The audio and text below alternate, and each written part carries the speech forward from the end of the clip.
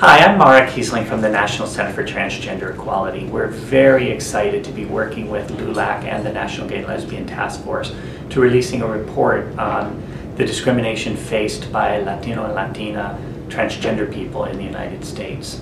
Because we're an organization that cares deeply about racial justice, we knew that when we set out to do the first ever discrimination survey against transgender and gender non-conforming people, that we do so with a particular eye toward the experiences of transgender people of color. What we expected but didn't know then was that the combination of anti-transgender bias and racism would have a devastating effect on transgender and gender non-conforming people of color. What we didn't know was that every question that we asked in the survey would have this particular outcome. Every question that was a part of the survey was, the discrimination was compounded by the fact that not only was there anti-transgender bias, but that the combination of racism against people of color was devastating. One of the most useful aspects of the data that we're sharing with you in this report is that it really helps to underscore the diversity among transgender people and even the diversity among Latino transgender people, and really shows that as we improve the lives of Latinos, we'll improve the lives of transgender people and vice versa.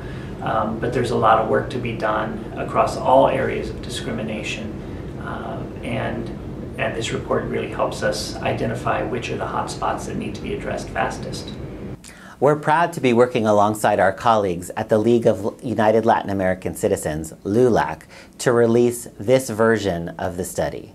We're so proud that we have partners at national Latino and Latina organizations that are working with us to get out this very important information. My name's Diego Sanchez. I'm a legislative assistant for Congressman Barney Frank. I am very honored to be the first openly transgender person to work on Capitol Hill. One of the most exciting things about the study that was done by the task force and NCTE is that it involved a cross-section of organizations. It's important for us to realize that we are not the only ones who care about our lives. We're not the only ones who believe in equality for everyone and that no one should be left behind. When we bring in groups of faith, groups of other civil rights entities and beliefs, we recognize that we have a common thread, that all people are human and they all deserve equality, to be equal with everyone else. I'm very grateful for the cross-section of organizations and, most importantly, the cross-section of people who came together to bring this report to reality. When I hear about the statistics that Latinos, especially immigrant Latinos, face higher rates of harassment and discrimination, it just boils down to the fact that you can't wash the immigrant from your soul. You can't wash your Spanish accent away, no matter how hard you try. So it just goes to show how divided this nation has become because of the political rhetoric that we hear every day, the bashing of Latinos and immigrants. This has spilled over to the gay community and the transgender community. Racism is prevalent throughout our society and is magnified when combined with other factors like gender identity or sexual orientation.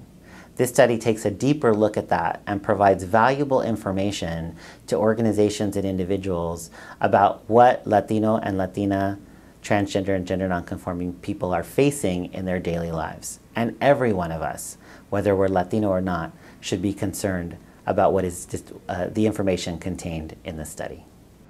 I urge people to take the numbers from the study that was done by the task force and by the National Center for Transgender Equality.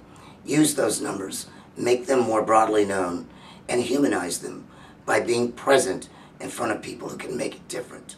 Be part of the change and welcome the changes as they occur.